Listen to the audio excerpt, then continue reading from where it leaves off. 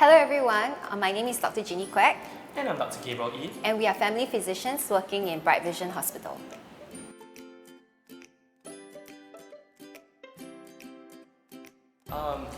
As I've mentioned, we are family physicians at Bright Vision Hospital, and both of us came here immediately after residency ended in July 2017. At least I can speak for myself. I've never looked back since.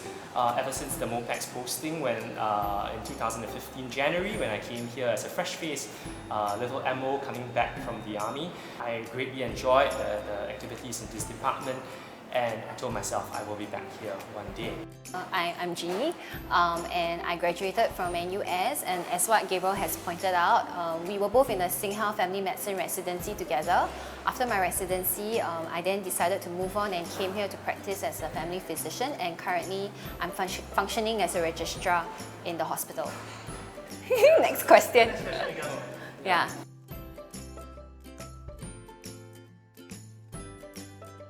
Okay, so I think since I was a student in NUS, I've always had an interest in something that was more holistic, where there was continuity of care. And what really attracted me to family medicine was the fact that you get to build a relationship with your patients.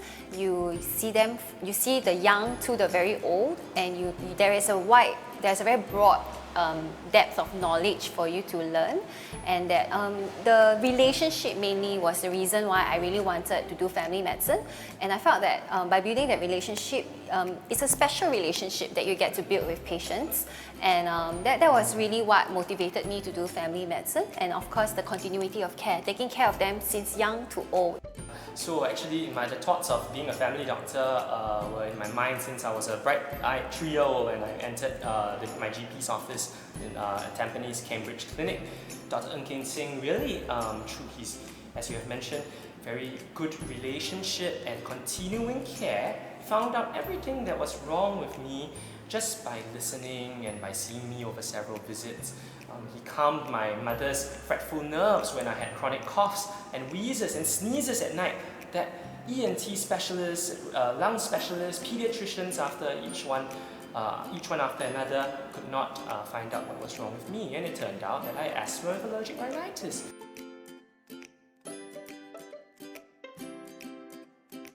Amongst other things, I will never forget another of my patients who he since passed on.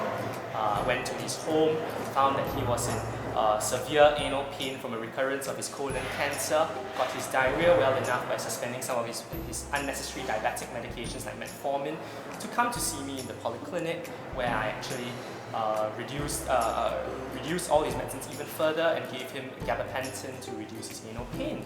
Thereafter, he continued down the line, seeing the colorectal surgeon, found out his recurrence, but I continued to support him in the home setting till the day he went on. The most memorable experiences that I've had was this patient who was in my ward and I was taking care of him. He was basically here for IV antibiotics, and then he wanted to go on home leave.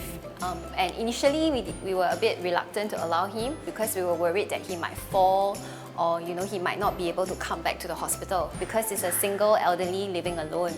He was very angry with me, and he was saying that, why are you being so bad to me? Why are you restricting me from going out?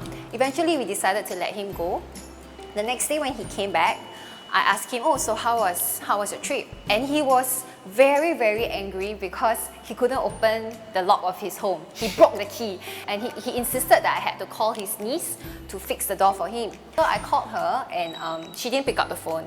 So I think a couple of hours later, the patient came to look for me and asked me, have you called my niece? And I said yes, but she didn't pick up the phone. But he thought that I hadn't called, and he started scolding me. But eventually I called his niece. I managed to contact his niece, and then later, after everything was resolved, then he told my social worker, oh, actually this doctor is very good. She helped me to call, and then she helped me to settle a lot of things. And then he started telling everyone in the ward that I'm a very good doctor. And then I remember on the day of his discharge, he actually told me, oh, doctor, when I'm free, I'm going to come and visit you. Thank you so much for taking care of me. So thank you everyone for listening to us. Right now, Gabriel and I would like to wish everyone a Happy Family Doctors Day.